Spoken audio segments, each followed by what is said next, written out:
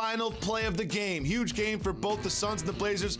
Booker rises up, shoots. Did he get fouled? Everybody's got a little light under the sun, under the sun.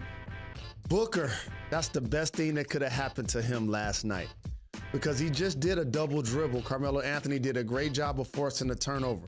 Covington missed 2 free throws for the Blazers. And yes, Norman Powell, Jacoby, his hand got caught in the cookie jar. A little bit. You got to slide your feet. You got to contest it. You got to play without fouling. You got to trust your discipline.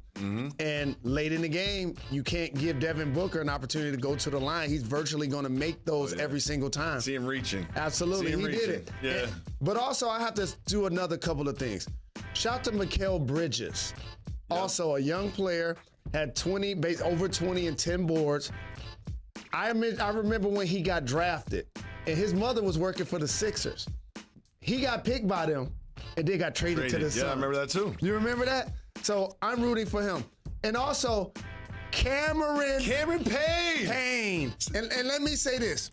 Big shout, young fella, because you proved something to me. Because in OKC and in Chicago, I ain't think he had NBA game. I felt like he was on the sideline dancing and showboating a little too much. Like, I remember Danny Green was doing that as a young player with LeBron in Cleveland. I saw him as a young player doing that with Russ. It's like, Russ can do that. You got to still ball.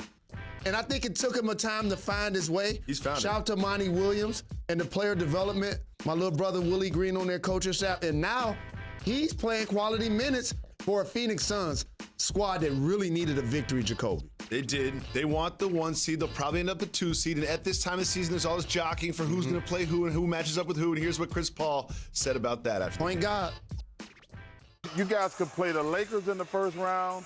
You could play the Warriors in the first round. Man, Chuck, I hate to cut you off, man, but I've been in the West my whole career. West ain't never been easy. I don't care who you playing, what series it is, what game it is. The West always been a beast. So Chris Paul's acting like he doesn't care who they play in the first round because the West is so hard. Do you believe him? It flies for him, but not for everybody else. That's fair. That's just how he said, I've been playing in the West my entire career. He's the one that has the war wounds in the playoffs with multiple teams. Not Devin Booker, not Mikal Bridges. And last night, DeAndre Ayton was not even playing. And that was another great reason why they was able to get a victory. But you must say that because he's the leader. He's the point guard. What is he supposed to say? I don't want to play against the defending world champion Lakers. Yep. My good friend LeBron James and Anthony Davis. He can't act like he's ducking that. Well, I'm glad you brought them up because the more you see this and you see even with the Blazers loss, it looks like those Lakers will end up as the 7 seed or the 8 seed. That means it could be a potential matchup with Chris Paul. Which is interesting. However, they've still got games left to play. Okay. Should they rest LeBron and AD or play LeBron and AD, try to get the 6 seed? All situations aren't created equal. And you know I don't like load management. Shout to the play-in series that now we're not using those terms because everybody has to compete to the end. But this is a unique injury. It's a groin injury for a player that has a history of multiple injuries anyway in Anthony Davis. Okay, LeBron James is up there in age. You hope to see him play a little bit before the playoffs. If he could give you 24 minutes in one of these games, that'd be great. But at the same time, if they do fall, when they do fall into the play-in, somebody still got to beat them twice. They can win one time, and then you know who they have in the first round? Not the Clippers, not the Jazz, the Phoenix Suns. And I think that's a great landing spot for them. Yeah, I would like to see LeBron play before the playoffs, but we've seen AD get back to peak AD already. Maybe rest AD. Jalen, he got a big win. The heat is on. They got a big win against the Sixers and look great doing it. And here is the heart and soul of the Heat, Jimmy Butler, adding some perspective after the game. I like our chances to get anybody, honestly. Nobody intimidates us. We take who we got. I think it's going to be difficult to beat us 4 times. Nobody intimidates us. We're the Eastern Conference champions. No one wants to see us. What do you think? That's broken news if you watch Jalen and Jacoby. When Udonis Haslem got in the game yesterday, we might as well put Pat Riley's face on his body. That's all that was. We're getting ready for the postseason. It's a lot of barking going on in the NBA. It's more than just beating you on the scoreboard. We're going to also intimidate you physically and mentally. Look what's happening with Dwight Howard. Udonis hasn't played how many minutes this year? 3. Oh, 3.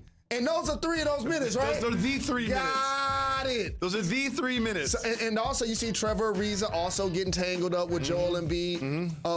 A couple of altercations with Dwight Howard. And again, playoff mentality. That's what Eric Spoelstra is preaching to his guys. They're getting ready. And then they're getting your guys ready, too. Dragic, Hero. Yes. Robinson. Yes. Those guys are getting ready. You know I haven't really claimed Hero and Robinson this season like I did last year in the playoffs. However, recently, we're back. We're back. Whoa. We're back. We don't just need to tune up for the playoffs. That's what, Robinson and Hero shine when the lights are on the brightest, and they will. And they will. One thing I also want to point out about this game, which is something that I think will be a theme throughout the playoffs. There we are. There you are, Jacoby. I love those now we're back Miami together. Vice. And I love the court, too. I just love my physique.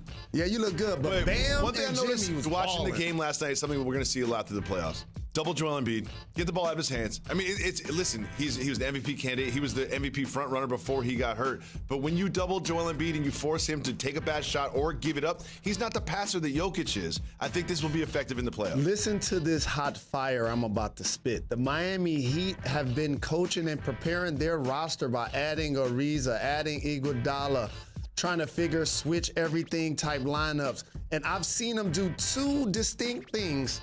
And we're going to come on this show, and everybody's going to be like, oh, my goodness.